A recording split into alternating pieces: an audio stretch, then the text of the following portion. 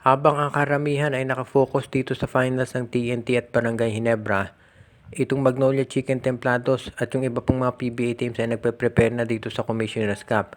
At kasama doon sa preparasyon nila ay itong mangyayaring trade kung saan itong Magnolia, Converge at Index ay magkakaroon na ng proposal. Pare-parehong magpapalakas ng lineup yan at mukhang ganito ang magiging sitwasyon ngayon.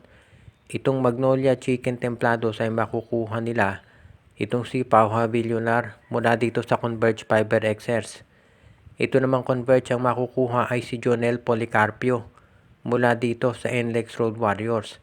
At ito namang NLEX ang makukuha nila mula dito sa Magnolia ay itong si Rom de la Rosa at itong si Jeric Balanza. Itong pagkuha nitong Magnolia kay Pau Havillonar ay sabihin na natin in response dito sa nangyari dito sa serye kontra Rain or Shine, kung saan nung na-injure si Xavier Lucero ay nagkaroon sila ng sabihin na nating pagkukulang dito sa big men at ito hindi napunuan ng mga players nila. So kung magkakaroon ka ng Pau Havillonar, meron kang insurance kung sakaling meron isang big man na ma-injure, may magagamit ka pa rin. Alam natin si Pau Havillonar hindi pa maglalaro ngayong season dahil nag-commit siya sa Letran. Pero ang tinitignan dito ng Magnolia ay yung future nila. So willing sila na i-trade yung players nila katulad ni Balanza at ni De La Rosa para dito. Dalawang players ang willing ibigay ng Magnolia dahil alam nila kung gaano kalaki ang potential nitong sa Havillonar. Kaya payag ang Magnolia sa ganyang sitwasyon. Dahil dito, sa tingin ng Magnolia, magiging malaking bagay kung makuha nila ang nasabing player. Dahil ang tinitignan dito ng management ay yung future ng kanilang lineup, kung si Victorero pa man ang coach o hindi.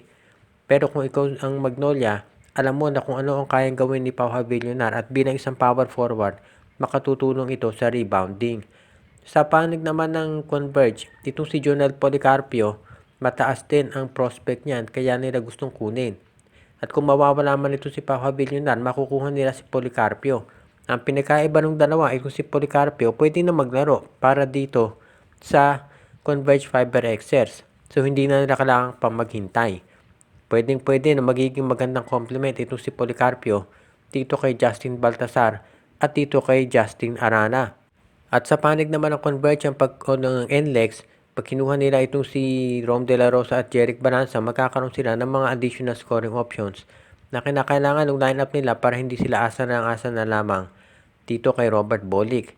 Ngayon, pagdating dito ulit sa Magnolia, sa tingin ko, magandang move talaga kung kukuha sila ng additional na big man dahil magiging isa itong bagay na sabihin na natin na makatutulong para dito sa kanilang lineup.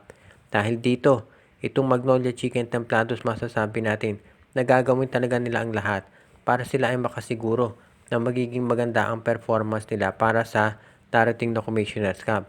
Dahil ang gusto siguraduhin ng Magnolia ngayon ay hindi na mauulit yung nangyari dito sa Governor's Cup kung saan nalaglag sila dito sa semis kontra Rain or Shine Elasto Painters. Kaya ngayon, kung gagawin ito ng Magnolia Chicken Templados, makikita natin talaga dito na isa sila dito sa mga teams na masasabi nating well prepared. Tandaan natin, itong Ginebra kulang sa big men at itong si Brandon Rosser hindi maglalaro ngayong season na yan.